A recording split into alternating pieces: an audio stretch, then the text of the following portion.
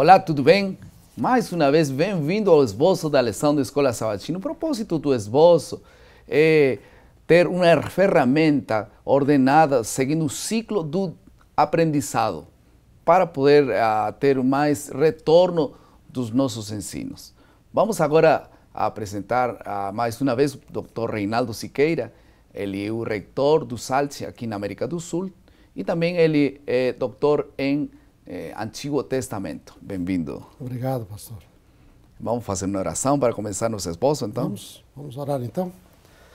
Bondoso Pai que estás nos céus, nosso amado Senhor, uma vez mais, abrimos Tua Palavra. E ao trabalhar neste esboço, que possa nos conduzir para o Teu Espírito. Por Jesus te pedimos. Amém. Amém. Nuvens de gafanhotos.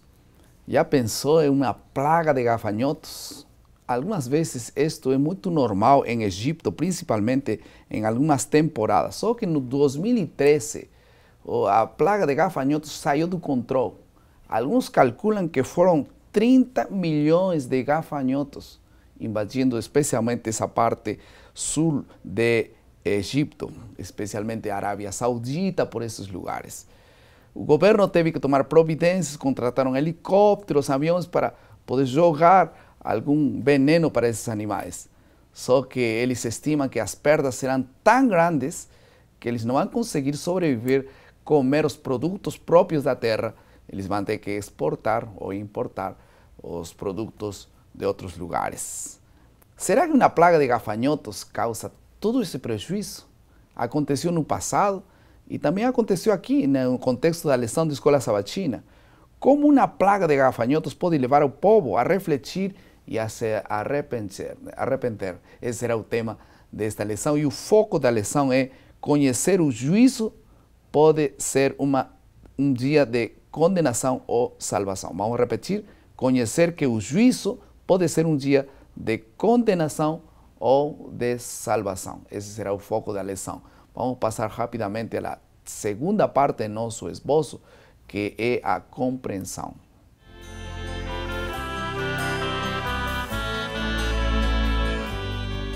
Vamos a ter 3 pontos principais que vamos desenvolver nesta parte da compreensão. Em primeiro lugar, conhecendo o profeta Joel e o contexto em que foi escrito o livro de Joel. Em segundo lugar, chamado Deus ao arrependimento genuíno. E em terceiro lugar, Dia do Senhor. Será esses 3 pontos que nós vamos tocar. Relembrando que esta segunda lição está tratando o tema, o livro de Joel. Joel é um livro peculiar dos profetas menores. Pastor Siqueira, então, a pergunta é, em que contexto se escreveu o livro de Joel? E também, o que estava acontecendo com a terra de Judá em aquele tempo? Pastor Edson, é interessante ver que Joel e alguns outros poucos livros dos profetas menores, ele não tem referência quanto à data que foi escrito, né? Oséias falou que tinha, na época de Jeroboão, rei de Israel. Aqui só temos simplesmente, quando começa, diz, palavra que o Senhor foi dirigida a Joel, filho de Petuel, e aí vem já a descrição destas pragas, do que estava acontecendo, diferentes tipos, porque aqui não foi somente uma invasão de nuvem de gafanhotos, diz que houve várias invasões. Um gafanhoto comia esse tipo de vegetação, o outro que terminava com o que ficou, e o outro que acabava com aquilo que nem com pouco que tinha sobrado. Então, realmente foi uma tragédia grande. Agora, devido aos dados do livro, a gente pode entender que Joel, quando ele clama o arrependimento ao povo, ele faz referência aos anciãos, os sacerdotes, não é? Os ministros, mas não faz referência ao rei. Então existe, e ele pregou na época para Judá, em Jerusalém. Então seria uma época que em Judá, em Jerusalém, não tinha rei. Nessa época aqui, porque não faz menção do rei. E só existe 2 momentos em que isso aconteceu. Hein? Um momento, que é o mais provável, é que foi durante o reino de Atalia. Atalia foi aquela filha de Jezabel e de Acabe, que quando eles mataram a família dela, ela tinha se casado com o rei de Judá, essa princesa do Reino do Norte, ela tentou acabar com a casa de Davi, para fazer com que a casa de Acabe e Jezabel permanecesse agora controlando Judá. não é? E ela tentou matar todo mundo, mas aí uma senhora escondeu o pequeno príncipe Joás. Exato. E ela não sabia. Então, durante 6 anos, ela não ficou sabendo que ele existia. Então, provavelmente, esse desastre aconteceu nesse período desses anos, quando havia uma rainha má, terrível. Já pensou, ela matou os próprios filhos dela. Mas só porque era a casa de Davi, ela tentou exterminar a casa de Davi. E essa mulher era a filha de Jezabel. Então, apostatada de Deus, longe do Senhor, matou sua família. E nesse período aconteceu essas tragédias, provavelmente. Okay? Que parece. Porque a outra opção seria na época de Josias, mas o fato de Amós parece citar Joel. Então Joel seria talvez o mais antigo dos 12 profetas. Ele profetizou nesses dias de Atalia, quando ninguém sabia que havia um rei em Israel. Né?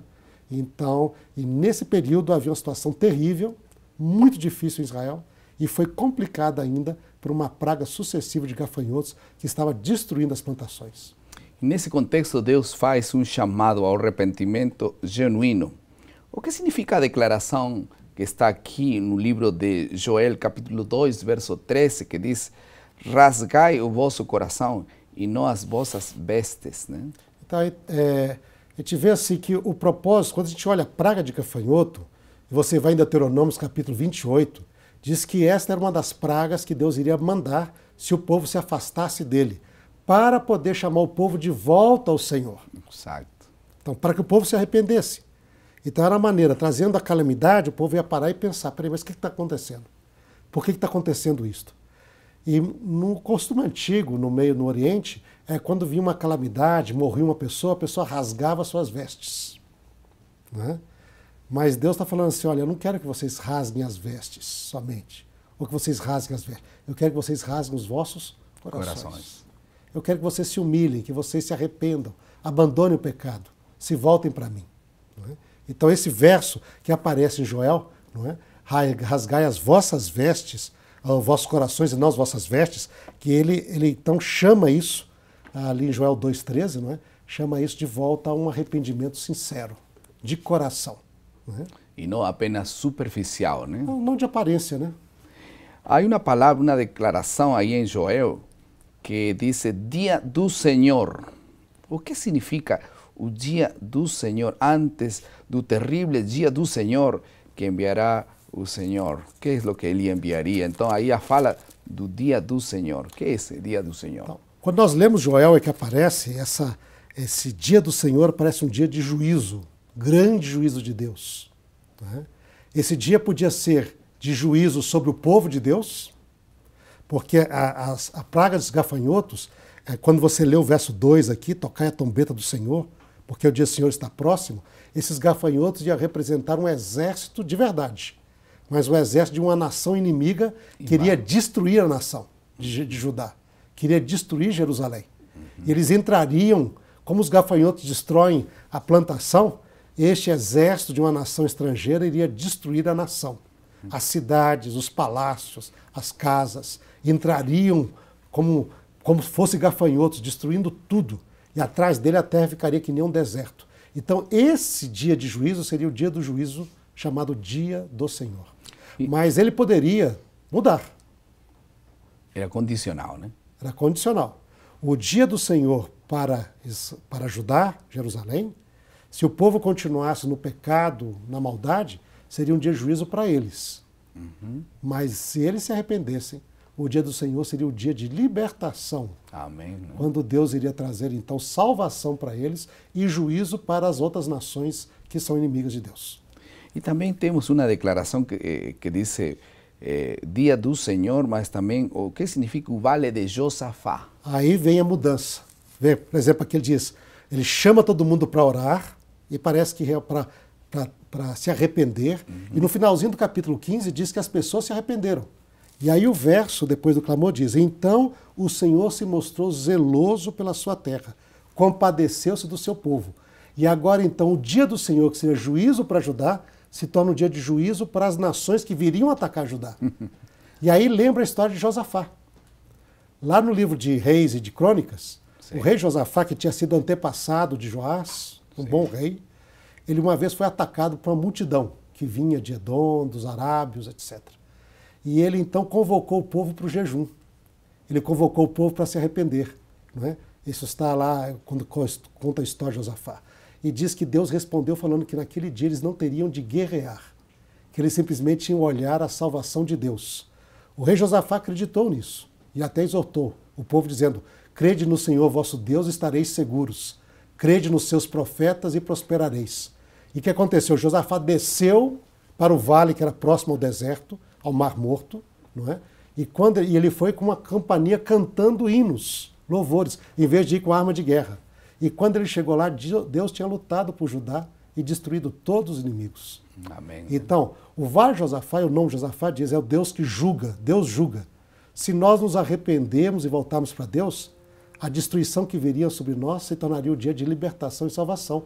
Por quê? Porque Deus iria trazer salvação no Vale Josafá, quando Amém. Deus luta para o seu povo e vence. Amém. Vamos passar rapidamente à terceira parte do nosso esboço, que é a aplicação do texto.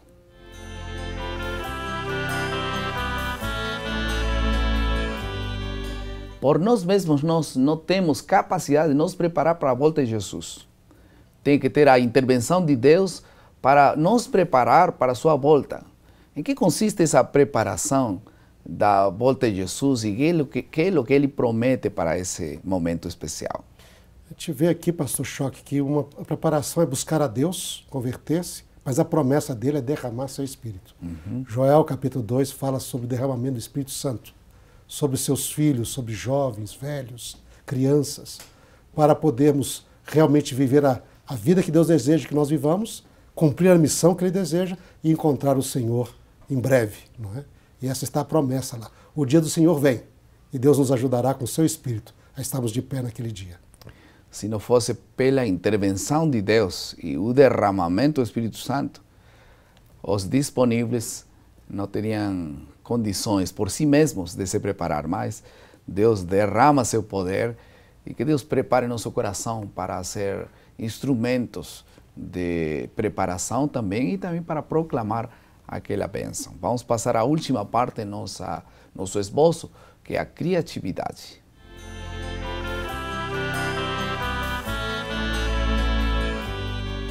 Qual é a maneira de nos preparar para o juízo, para a vinda de Jesus? Há uma passagem do Espírito de Profecia que está no livro de Parábolas de Jesus, na página 158, que diz: qual é a melhor maneira de nos preparar? E ela responde: precisamos conhecer nossa verdadeira condição, do contrário, não sentiremos nossa carência de auxílio de Cristo. Precisamos sentir a dor de nossas feridas ou não desejaremos cura.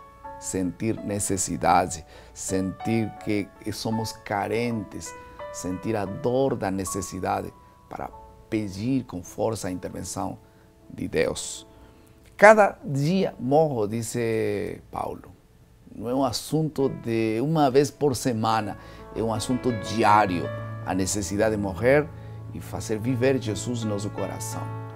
Esse assunto de morrer cada dia tem que ver com crucificar o eu e fazer nascer Jesus de fato em nossos corações. Isso não acontece por acaso, nem pela iniciativa solitária de Deus. Precisa de um coração disposto, que reconhece. Por isso é de Deus quando uma pessoa reconhece erros, né? E Deus só pode intervir na vida de uma pessoa que reconhece, abre seu coração, se rende a Deus e diz: eu não posso, o Senhor pode. Então Deus entra no coração. Mais uma vez vamos a confirmar a necessidade de ter comunhão com Deus todos os dias, na primeira hora de cada manhã. Que seja uma prática sagrada, que não pode ser adiada. Um dia sem Deus é um dia perdido.